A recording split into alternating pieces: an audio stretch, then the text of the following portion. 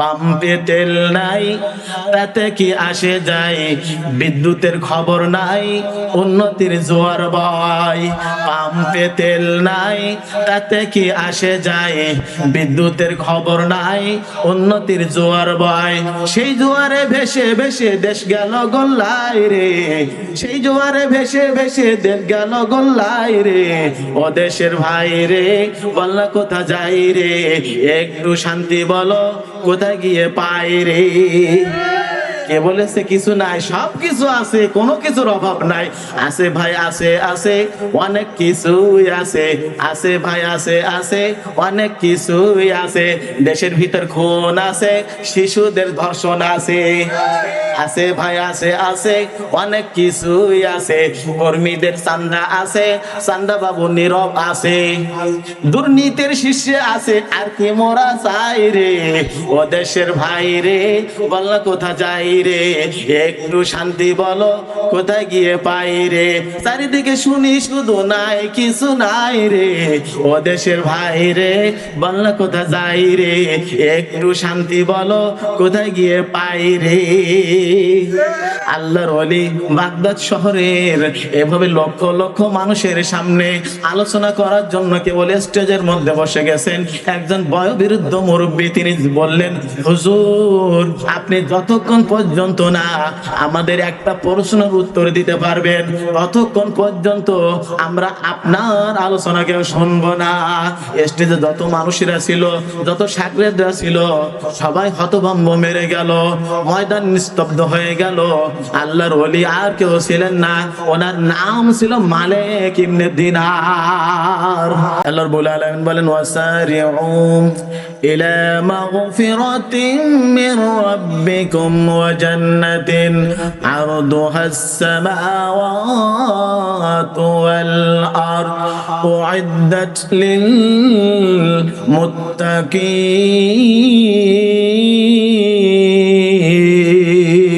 মুত্তাকিন।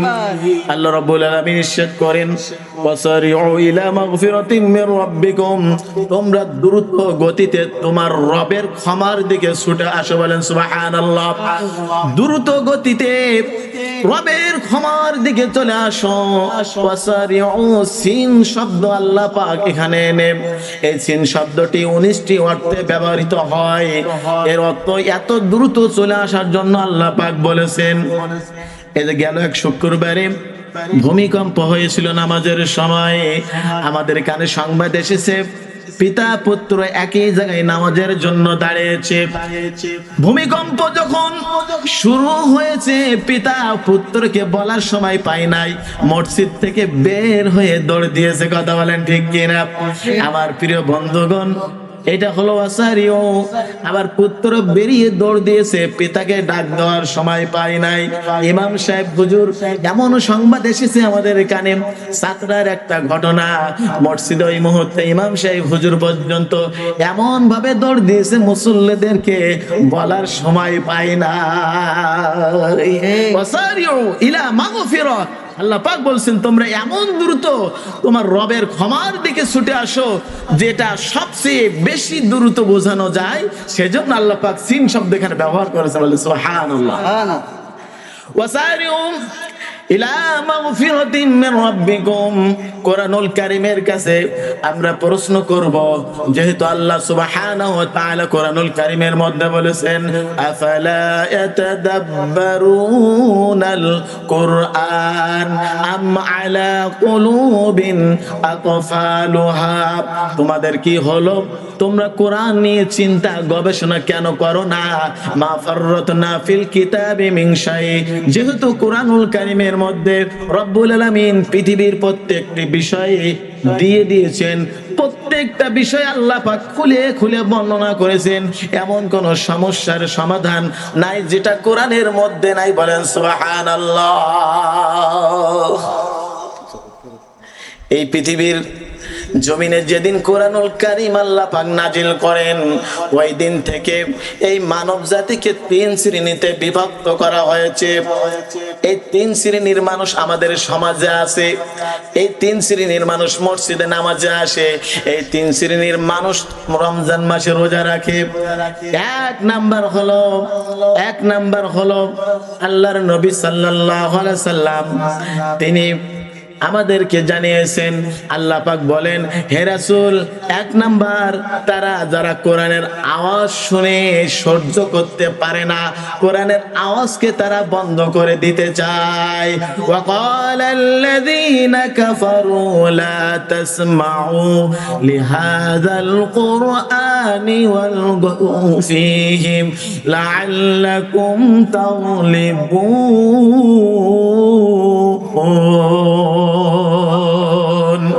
আল্লাহ পাক ইরশাদ করেন, হে রাসূল, পৃথিবীর জমিনে কাফেরেরা কোনোদিন কোরআনের আওয়াজকে সহ্য করতে পারবে না। ওরা কোরআনের আওয়াজকে বন্ধ করে দেওয়ার জন্য চেষ্টা করবে। আমরা নাহি বুঝলাম, রাসূলের যুগে আবু জেহেল কাফের ছিল, সে কোরআনের আওয়াজকে বন্ধ করে দেওয়ার জন্য এই আইন পাশ করেছিল। কিন্তু এখন যদি আমরা লক্ষ্য করি, আমরা দেখতে পাই অনেকে আছে এই জমিনে যারা আবু জাহেলকে ছাড়িয়ে গিয়েছে। আমি অবাক হয়ে যাই, বিগত 17 বছরে কোরআনুল কারীমের আওয়াজকে বন্ধ করে দেওয়ার জন্য প্রশাসনকে আনা হতো মোবাইল করে, কিন্তু এখন দেখতে পাই প্রশাসন লাগে না। এই মহল্লার তল্লাবাস হয়েছে অনেক, বিভিন্ন জায়গার তল্লাবাস হয়েছে অনেক। শুধু মাহফিলে নয়, মসজিদের ভিতরে জুমার দিন পর্যন্ত তারা কোরআনের আওয়াজকে বন্ধ করার জন্য ইমাম সাহেবকে তারা বাধা দেয়। কোরআনের আওয়াজ আবু জাহেল জানতো যে এই কোরআন সত্য।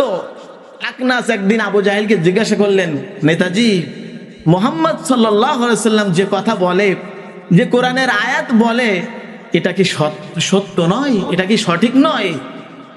আবু জাহেল বললেন যে, আকনাস, এই জন্য আমি তো নেতা আর তুমি কর্মী, আমি সবই জানি সত্য, এর ভিতরে কোনো সন্দেহ নাই। যালিকাল কিতাবু লা রাইবা ফি, কোনো সন্দেহ নাই এর মধ্যে। কিন্তু আমি মুহাম্মাদের কথা যদি মেনে নেই, তাহলে আমার আর ক্ষমতার চেয়ারে থাকে না। কারণ আবু জাহেল অবৈধভাবে ক্ষমতার চেয়ারে বসেছিল, অবৈধভাবে ক্ষমতার চেয়ারে বসেছিল। যদিও বিশ্বের বিভিন্ন দেশে অবৈধভাবে অনেকে ক্ষমতা চালিয়ে যাচ্ছে, কথা বলেন, আমাদের দেশে এখনো শুরু হয় নাই। যদিও আমাদের দেশে এখনো শুরু হয় নাই, কথা বলেন। আল্লাহু আকবার। আপনারা মনে হয় এদেশে বসবাস করেন না। আল্লাহর নবী সাল্লাল্লাহু আলাইহি সাল্লাম কোরআনের দাওয়াত দেওয়া শুরু করলে আবু জাহেল বাধা দিল। একটাই কারণ ছিল যে কোরআনের আইন যদি সমাজে কায়েম হয়ে যায়, আমার অবৈধ চেয়ার আর টিকে থাকবে না। অবৈধভাবে আমার ইনকাম গুলো বন্ধ হয়ে যাবে। সরাসরি বন্ধ না করে অনেক সময় এমন ভাবে বিভিন্ন বাহানা দিয়ে অনেকে বন্ধ করে দেয় কোরআনের আওয়াজ, কথা বলেন।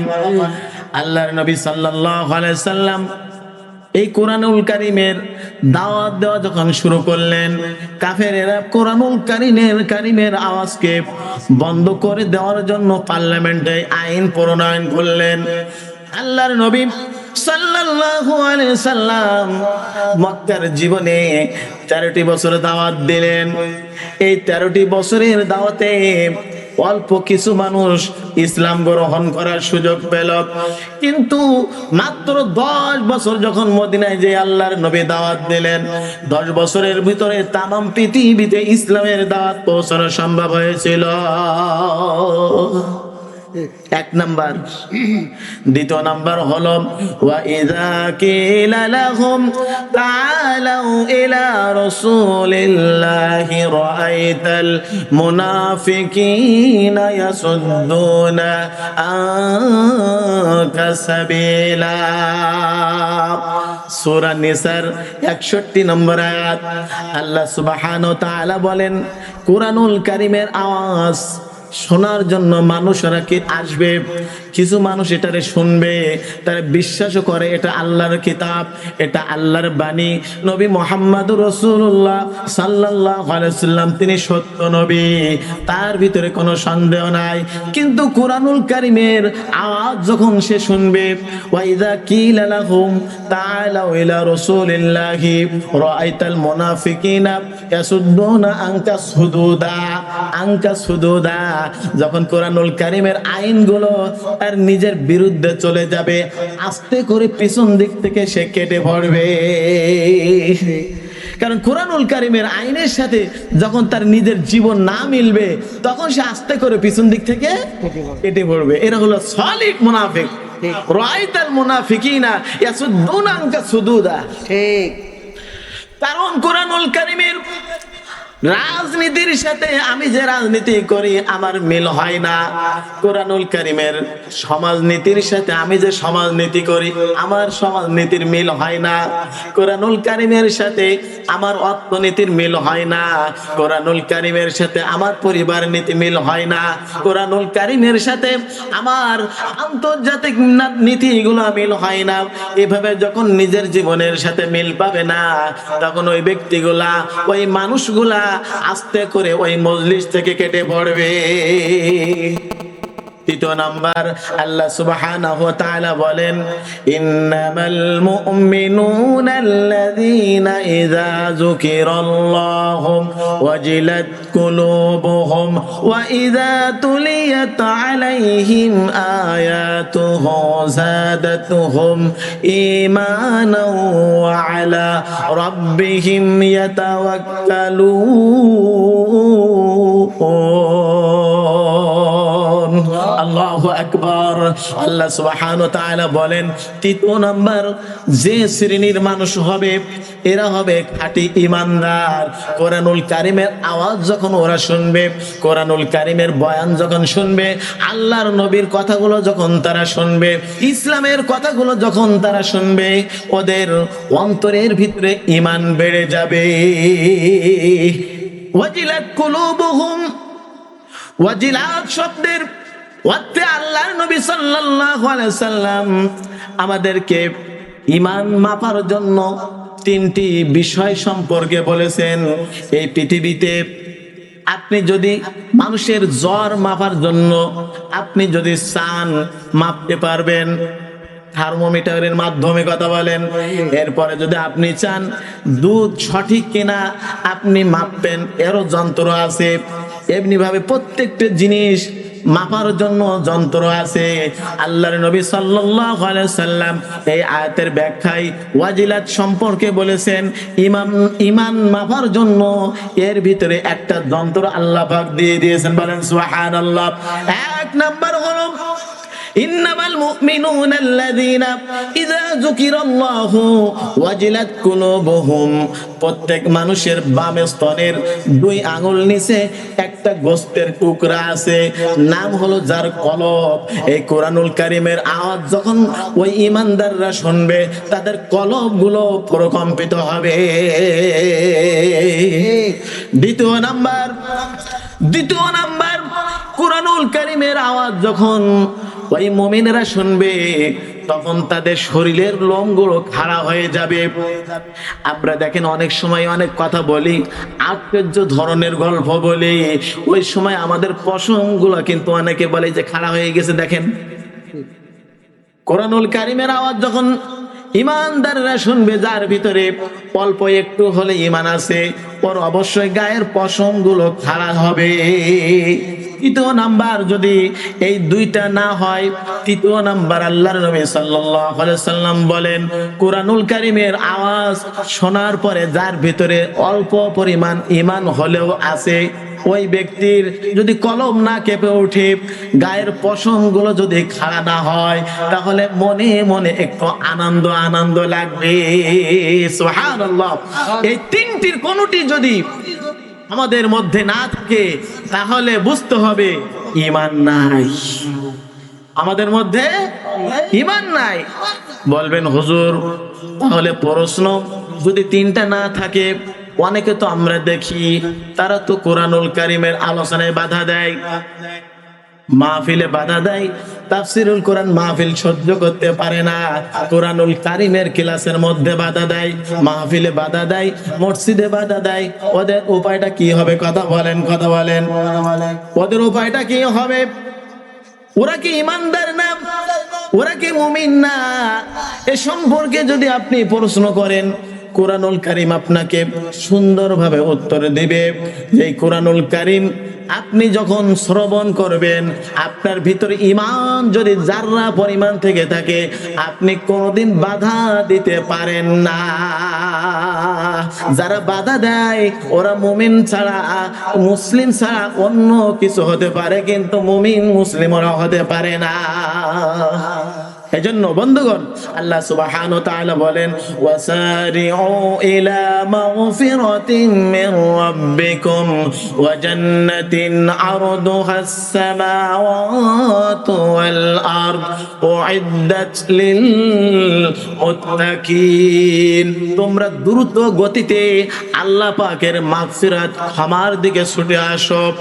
এখন আমরা কোরআনুল কারীমের কাছে প্রশ্ন করব, ক্ষমার দিকে কিভাবে ছুটে আসবো, তার নিয়মটা কি, তার পদ্ধতি কেমন?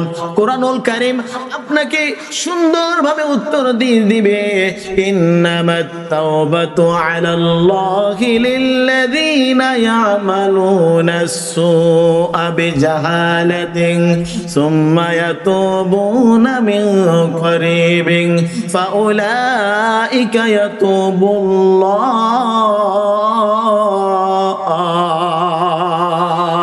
যখন কোন মুমিন, যখন কোন ইমানদার তার অজ্ঞতাবশত কোন ভুল ত্রুটি হয়ে যাবে, তার গায়ের ভিতরে একটা জ্বালা যন্ত্রণা শুরু হয়ে যাবে, ওই ব্যক্তি স্থির থাকতে পারবে না।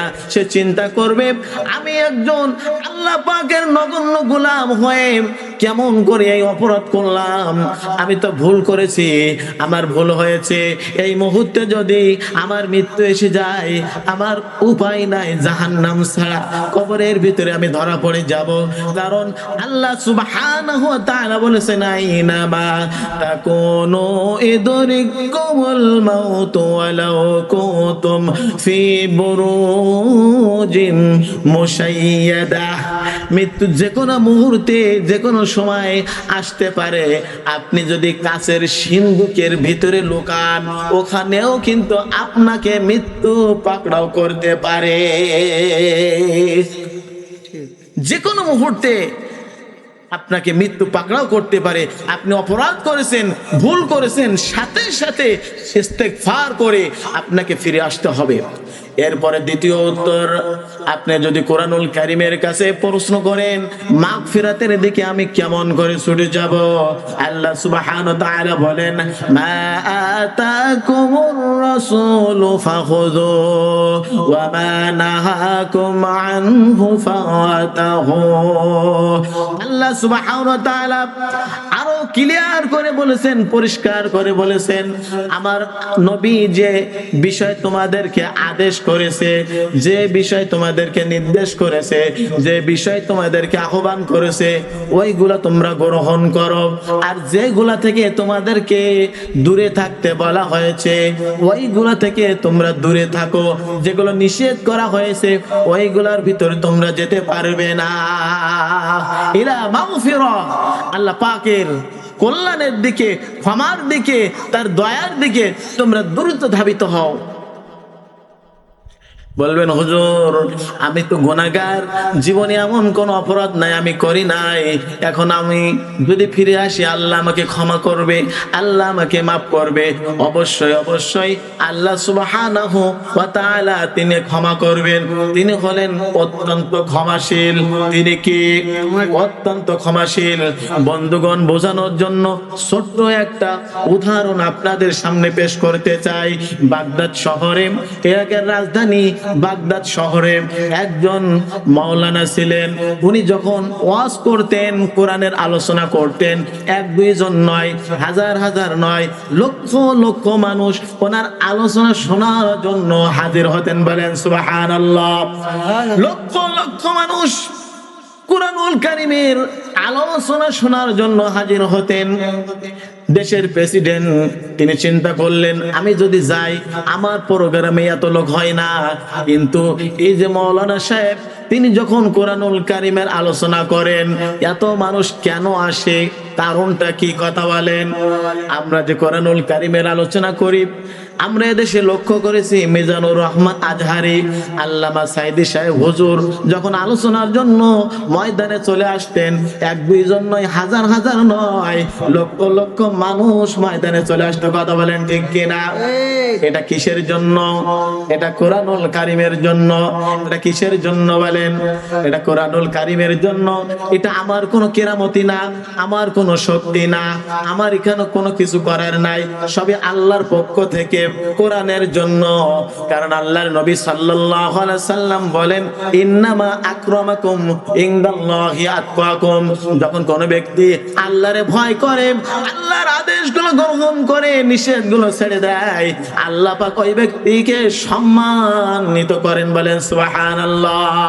আল্লাহর নবী সাল্লাল্লাহু আলাইহি সাল্লাম বলেন, যখন কোন ব্যক্তি আমার রবকে, আল্লাহকে ভয় করে, আল্লাহকে ভালোবাসে, আল্লাহ সুবহানাহু ওয়া তাআলা আসমানের ফেরেশতাদেরকে ডেকে বলেন, ও আমার ফেরেশতারা, আমার গোলাম আমাকে ভালোবাসে, আমাকে মহব্বত করে, আমার আদেশগুলো মানে, আমার নিষেধগুলো ছেড়ে দিয়েছে, আমি তাকে ভালোবেসে ফেলছি। ও আমার ফেরেশতারা, তোমরা যত ফেরেশতা আসমানে আছো, সকল ফেরেশতারা তোমরা আমার গোলামকে ভালোবাসো। সুবহানাল্লাহ। আল্লাহর ফেরেশতারা ওই ব্যক্তিকে ভালোবাসা শুরু করে। আল্লাহ পাক ডেকে ডেকে বলেন, ও আমার ফেরেশতারা, শুধু তোমরা ভালোবাসলে হবে না, তোমরা শুধু ভালোবাসলে হবে না, তোমরা জমিনের মধ্যে যে সকল মাখলুককে বলে দাও, জমিনের ভিতরে যত মাখলুক আছে সকল মাখলুক যেন আমার গোলামকে ভালোবাসে। আল্লাহু আকবার। পিরোজপুরের জমিনে আপনি যান, যেই দেখবেন রাতের বেলায় কি দিনের বেলায়, এক দুইজন নয়, শত শত মানুষ কত দূর দূরান্ত থেকে এসে আল্লাহর ওলি শহীদ আল্লামা দেলোয়ার হোসেন সাইদি সাহেব হুজুরের রওজার পাশে দাঁড়াইয়া হাত দুখানা উঠাইয়া অঝর নয়নে কেঁদে কেঁদে বুক ভাসায় তার জন্য দোয়া করতেছে। এমন কোন দিন নয়, এমন কোন মুহূর্তে নয়, এই যে মুহূর্তে তার রওজার পাশে মানুষজন দোয়া করতেছে না, এটা তার কোনো কেরামতি না, এটা হলো একমাত্র কোরআনের মুজিজা। বলেন সুবহানাল্লাহ। এই কোরআনের সাথে যারা লেগে থাকবে, কোরআনের সাথে যারা জীবনকে পরিচালিত করবে, আল্লাহ পাক তাদেরকে সম্মানিত করবেন। বাগদাদ শহরে একজন আল্লাহর ওলি, আল্লাহওয়ালা মানুষ, আল্লাহর গোলাম, তিনি যখন আলোচনা করতেন লক্ষ লক্ষ মানুষ তার আলোচনায় হাজির হতো। একদিন ওই লক্ষ লক্ষ মানুষের ভিতরে থেকে একজন বয়োবৃদ্ধ মুরব্বী মানুষ উঠে দাঁড়িয়ে গেলেন, প্রশ্ন করলেন, হুজুর একটা প্রশ্ন আপনার কাছে, যতক্ষণ পর্যন্ত না আপনি আমার প্রশ্নের উত্তর দিতে পারবেন ততক্ষণ পর্যন্ত আপনার আলোচনা আমরা শুনবো না। এখন বন্ধুগণ, আপনারা বলুন তো দেখি, আপনাদের ভিতর থেকে কোনো একজন যদি দাঁড়িয়ে বলে, হুজুর আমার একটা প্রশ্ন আছে, উত্তর না দেওয়া পর্যন্ত আমরা কেউ আলোচনা শুনবো না, সবাই দৃষ্টি কিন্তু সেদিকে যাবে, সবার দৃষ্টি সেদিকে যাবে কিনা? প্রিয় বন্ধুগণ, কুরআনুল কারীম, ইসলাম এমন একটি ধর্ম যেখানে আপনি প্রত্যেকটি মানুষের জবাবদিহিতার কাঠগড়ায় দাঁড় করাতে পারবেন, কথা বলেন ঠিক কিনা? ওমর রাদিয়াল্লাহু তাআলা আনহু খুতবা দেওয়ার জন্য মিম্বারে দাঁড়ায় গেলেন। জামা টেনে ধরে একজন সাহাবী বললেন, ওগো খলিফাতুল মুসলিমিন, আমিরুল মুমিনিন, ওয়াদ্দ জাহানের বাদশা, একটা প্রশ্ন আপনার কাছে করব, আপনি প্রশ্নের উত্তর যতক্ষণ পর্যন্ত না দিবেন আজকে জুমার দিনে আপনার খুতবা আমরা শুনবো না। ঠিক কিনা? অথচ কিছুদিন আগে আমরা লক্ষ্য করে দেখেছি কুষ্টিয়ার জমিনে একজন আল্লাহওয়ালা মানুষ মাওলানা আমির হামজা সাহেব হুজুরের বিরুদ্ধে গ্রেফতারি পরোয়ানা হয়েছে, কথা বলেন। তার অপরাধটা কি? অপরাধটা দেখলাম যে ওই ব্যক্তি শুধুমাত্র একটা কথা বলেছিলেন, দেশের ভিতরে জ্বালানি মন্ত্রী ঘোষণা দিয়েছে জ্বালানির কোনো অভাব নাই, আমাদের কোনো ঘাটতি নাই, তাহলে পাম্পের সামনে এত লম্বা লাইন কেন? জ্বালানি মন্ত্রীর একটু প্রেস্টিজে লেগেছে, মানহানি মামলা দিয়েছে, কথা বলেন, মানহানি মামলা দিয়েছে। পাম্পে তেল নাই তাতে কি আসে যায়, বিদ্যুতের খবর নাই উন্নতির জোয়ার বয়। পাম্পে তেল নাই তাতে কি আসে যায়, বিদ্যুতের খবর নাই উন্নতির জোয়ার বয়। সেই জোয়ারে ভেসে ভেসে দেশ গেল গোল্লায় রে, সেই জোয়ারে ভেসে ভেসে দেশ গেল গোল্লায় রে। ও দেশের ভাই রে, বললা কোথা যাই রে, একটু শান্তি বলো কোথায় গিয়ে পাই রে। কে বলেছে কিছু নাই? সব কিছু আছে, কোনো কিছুর অভাব নাই। আছে ভাই, আছে আছে অনেক কিছুই আছে, আছে ভাই, আছে আছে অনেক কিছুই আছে। দেশের ভিতর খুন আছে, শিশুদের ধর্ষণ আছে, আছে ভাই, আছে আছে অনেক কিছুই আছে। কর্মীদের চান্দা আছে, চান্দা বাবু নীরব আছে, দুর্নীতির শীর্ষে আছে, আর কি মোরা চাই রে। ও দেশের ভাই রে, বললা কোথা যাই রে, একটু শান্তি বলো কোথায় গিয়ে পাই রে। চারিদিকে শুনি শুধু নাই কিছু নাই রে। ও দেশের ভাই রে, বললা কোথা যাই রে, একটু শান্তি বলো কোথায় গিয়ে পাই রে। আল্লাহর ওলি বাগদাদ শহরের এভাবে লক্ষ লক্ষ মানুষের সামনে আলোচনা করার জন্য কেবল স্টেজের মধ্যে বসে গেছেন। একজন বয়োবৃদ্ধ মুরব্বী তিনি বললেন, হুজুর আপনি যতক্ষণ পর্যন্ত না আমাদের একটা প্রশ্নের উত্তর দিতে পারবেন ততক্ষণ পর্যন্ত আমরা আপনার আলোচনা কেউ শুনবো না। স্টেজে যত মানুষেরা ছিল, যত সাকরেদরা ছিল, সবাই হতভম্ব মেরে গেল, ময়দান নিস্তব্ধ হয়ে গেল। আল্লাহর ওলি আর কেউ ছিলেন না, ওনার নাম ছিল মালিক ইবনে দিনার রাহমাহুল্লাহু আলাইহি। মাথাটা নিচু হয়ে গেল। আল্লাহর ওলি মাওলানা মালিক ইবনে দিনার রাহমাতুল্লাহ আলাইহি তিনি মাথাটা নিচু করে দিলেন, বললেন, বাবাজি আপনার প্রশ্নটা একটু বলেন, আপনার প্রশ্নটা কি? মুরব্বী মানুষ দাঁড়িয়ে বললেন, আজ থেকে 10 বছর আগে, আজ থেকে কয় বছর আগে?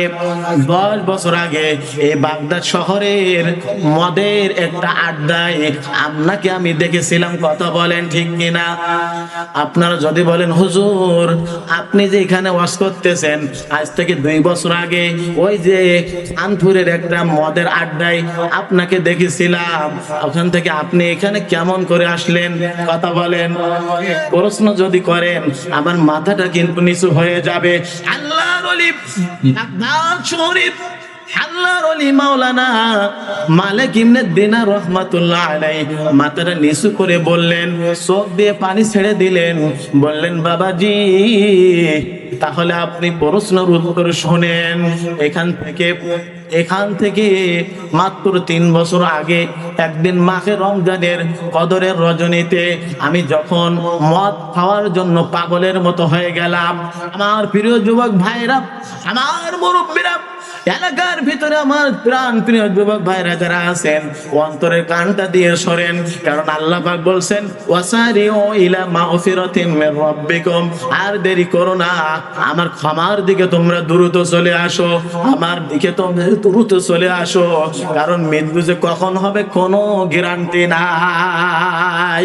আল্লাহর ওলি মাওলানা মালিক ইবনে দিনার রাহমাতুল্লাহ আলাইহি উনি বললেন, বাবা ওই কদরের রজনীতে যখন আমার মদ খাবার নেশা চলে আসলো, কদরের রজনীতে আমি শহরের ভিতরে ঘুরলাম, সকল দোকানগুলো বন্ধ হয়ে গেল, কোনো জায়গায় পাইতেছিলাম না, ঘুরতে ঘুরতে একটা দোকানের ভিতরে যাইয়া দেখলাম মদ পাওয়া গেছে। আমি এক বোতল মদ কিনে বাড়িতে চলে গেলাম। বাড়িতে চলে যাওয়ার পরে কদরের রজনীতে আমি দেখলাম আমার স্ত্রী সহধর্মিনী যাই নামাজের মধ্যে বসে দোকানে হাত তুলে আল্লাহর কাছে দোয়া করছেন, রব্বুল আলামিন আমার স্বামী তো বোঝে না, সে তো গুনার মধ্যে গেছে, সে তো অন্যায় পথে আছে, সে তো ভুল পথে আছে। ইন্নাকা লা তাহদি মান আহবাবতা, আপনি হিদায়াতের মালিক, দয়া করে মায়া করে আমার স্বামীর আপনি হিদায়াত দেন। আল্লাহ পাক দোয়াখানা কবুল করে নিলেন, বলেন সুবহানাল্লাহ। মালিক ইবনে দিনার রাহমাতুল্লাহ আলাইহি মদের বোতলখানা টেবিলের উপরে রাখলেন। তার ছোট্ট একটা 3 বছরের কন্যা সন্তান ছিল। আব্বা কি নিয়ে আসছে দ্রুত যায়া টেবিলের মধ্যে যখন হাত দিলেন, হাত দেওয়ার সাথে সাথে ধাক্কা লেগে মদের বোতলখানা পড়ে ভেঙে গেল। যখন বোতলখানা ভেঙে গেল উনি বড় কষ্ট পেলেন, আর কলিজার টুকরা সন্তান যেহেতু ছোট মানুষ একটু চোখ রাঙালেন, তার দিকে কিছু বললেন না, সহ্য করলেন, সবর করলেন, ওই ভাঙা বোতলখানা জানালা দিয়ে বাইরে ফেলে দিলেন। ওখান থেকে 9 মাস পরে তার কলিজার টুকরা সন্তান ইন্তেকাল করলো। বন্ধুগণ আমার দিকে একটু লক্ষ্য করবেন, আমার দিকে একটু লক্ষ্য করে দেখবেন, আল্লাহ পাক বলছেন ওয়াসারিউ ইলা মাগফিরাতিন মির রাব্বিকুম, আমার ক্ষমার দিকে চলে আসো। ও আমার গোলামেরা, যেহেতু এই দুনিয়ায় যেদিন আমরা জন্ম নিয়েছি ওই দিন থেকে আমাদের হায়াত যত দিন যাইতেছে কমে যাইতেছে, কথা বলেন, যত দিন যাচ্ছে হায়াত কমে যাচ্ছে, আমাদের প্রতিটা মুহূর্ত কিন্তু আমরা কবরের দিকে যাইতেছি।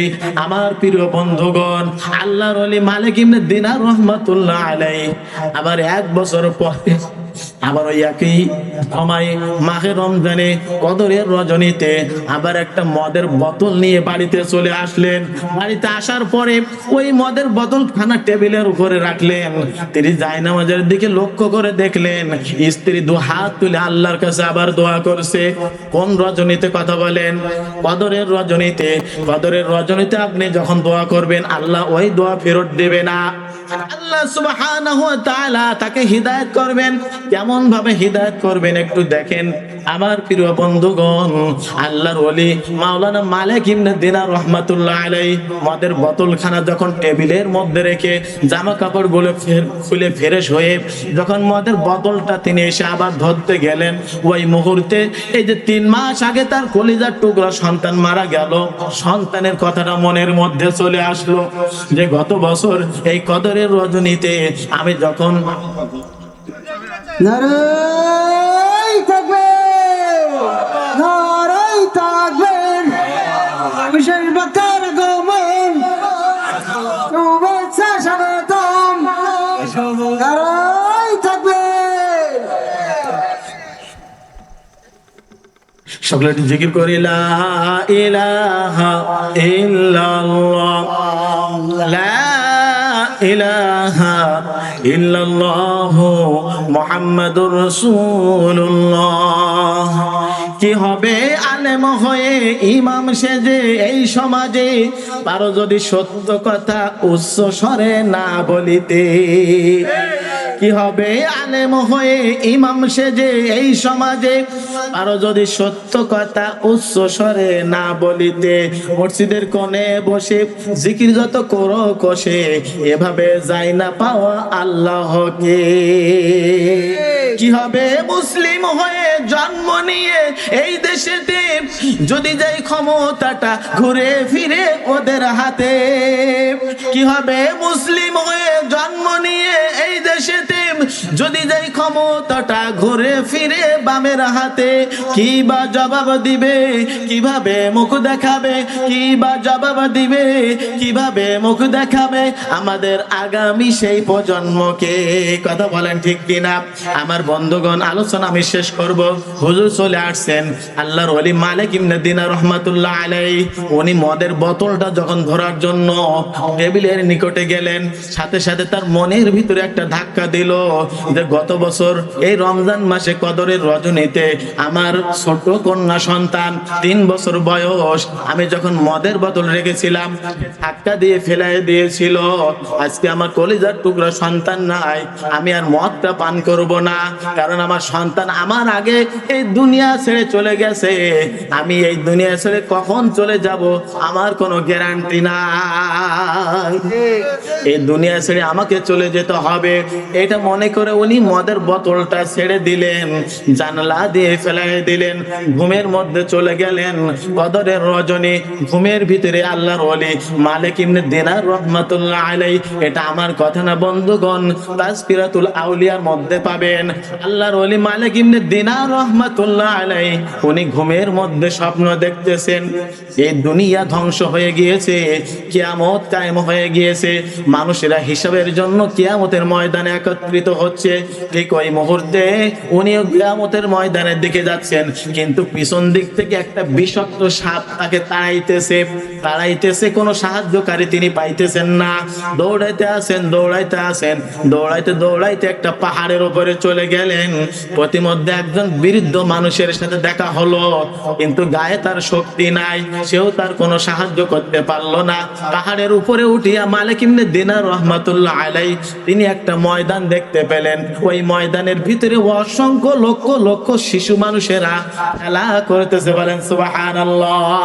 হঠাৎ করে একটা আওয়াজ তার কানের মধ্যে চলে আসলো, ও মালিক ইবনে দিনার, তোমার কন্যা সন্তান ওই যে খেলা করতেছে, আমরা তাকে ডেকে দিতেছি, তুমি এখানে একটু অপেক্ষা করো। তিনি বললেন, আমি দাঁড়াইতে পারবো না, কারণ আমার পিছন দিক থেকে বিষাক্ত সাপ আমাকে তাড়াইতেছে। মালিক ইবনে দিনার রহমাতুল্লাহ আলাইহি কন্যা সন্তানের দিকে দৌড়াই গেলেন। কন্যা সন্তান এসে বাবার গলা জড়ায় ধরলো, বলছে, বাবা এইখানে তুমি কেমন করে আসছো? বলছে, মা আমি জানি না, কিয়ামত কায়েম হয়ে গিয়েছে, কিন্তু আমি গুনাহগার, আমি একজন মদ পানকারী, আমার পিছনে বিষাক্ত সাপ আমাকে তাড়াইতেছে। কন্যা সন্তান ছোট মানুষ, জান্নাতি মানুষ, তিনি দৌড়াই যায় সাপটাকে তাড়াই দিলেন। তারপরে তিনি বললেন, বাবা এই দুনিয়াতে তুমি যে অপকর্মগুলো করছো, আল্লাহর হুকুম মানো নাই, মদ পান করেছো, এই মদ পান, এই অন্যায় কাজগুলো হলো ওই বিষাক্ত সাপ, গুনাহ হলো ওই বিষাক্ত সাপ তোমাকে তাড়াইতেছে। আর যে একজন মুরব্বী বয়োবৃদ্ধকে তুমি পেয়েছো, তোমাকে সাহায্য করতে পারে নাই, তোমার অল্প একটু জীর্ণ শীর্ণ আমল, ওই আমলের দ্বারা নাজাত পাওয়া যাবে না, ওই আমলের দ্বারা নাজাত পাওয়া যাবে না। বাবা তুমি মদ পান করা ছেড়ে দাও, আল্লাহকে ভয় করো, আল্লাহর গোলাম হয়ে যাও। মালিক ইবনে দিনার লক্ষ লক্ষ মানুষের সামনে এই ঘটনা বলতেছেন, চোখ দিয়ে দর দর করে পানি পড়তেছে। তিনি ওই সময় বললেন, আমার এই মুহূর্তে ঘুম ভেঙে গেল, ওই দিন থেকে আমি তওবা করে আল্লাহর কাছে তওবা করে আমি ফিরে আসলাম। আমি দেখলাম যখন আমার ঘুম ভেঙে গেল, ওই সময়টা ছিল তাহাজ্জুদের সময়। আমি নামাজের মধ্যে দাঁড়াই গেলাম, আমি নামাজের মধ্যে দাঁড়াইয়া এমন তওবা করলাম, আল্লাহ জীবনে যত মদ পান করেছি, যত অন্যায় করেছি, মানব রচিত আইনের পিছনে দৌড়াইছি, এই দুনিয়ার মোহে অনেক অন্যায় কর্ম করেছি, আমি মালিক ইবনে দিনার তওবা করিতেছি, আর কোনদিন কোনো অন্যায় করব না। ওগো বয়োবৃদ্ধ আমার মুরব্বী, ওই দিন থেকে আমি তওবা করে আল্লাহর পথে ফিরে এসেছি। আর ওই দিন থেকে ওয়াদা করেছিলাম, আল্লাহ আমি যেহেতু তোমার পথে ফিরে এসেছি, এই কোরআনের ময়দানে আমার বাকি জীবন আমি কাটিয়ে দেব। আল্লাহু আকবার। আল্লাহ পাক যেন আমাদেরকে ক্ষমা করে দেন, দ্বীনের জন্য, ইসলামের জন্য কবুল করে নেন বলে আল্লাহুম্মা আমিন। এই জামানায় বড্ড দুরূহ ব্যাপার। রাসূল সাল্লাল্লাহু আলাইহি সাল্লাম বলেছেন যে ঈমানদার পাওয়া যাবে 1000-এ 1000 তাফসীরুল মাআরিফুল কোরআনের মধ্যে দেখবেন 1000-এর মধ্যে একজন ঈমানদার পাওয়া যাবে। ভাই মসজিদ ভরা মুসল্লি, তাতে কি হয়েছে? ইমান নামনি তালাশ করলে একজনের মধ্যে পাবেন 1000-এ। আল্লাহ নবী সাল্লাল্লাহু আলাইহি ওয়াসাল্লাম বলেছেন, এই জামানায় আগুন হাতে নিয়ে, আঙ্গার হাতে নিয়ে থাকা যতটা কঠিন, তার চেয়ে ইমান নিয়ে বেঁচে থাকা আরো কঠিন। আল্লাহ পাক আমাদেরকে যেন ইমানের সাথে বেঁচে থাকার তৌফিক দান করেন। আমি আপনাদের জন্য দোয়া করছি, আপনারা আমার জন্য দোয়া করবেন। ওয়া আখির দাওয়ানা আলহামদুলিল্লাহি রাব্বিল আলামিন। আসসালামু আলাইকুম ওয়া রাহমাতুল্লাহ।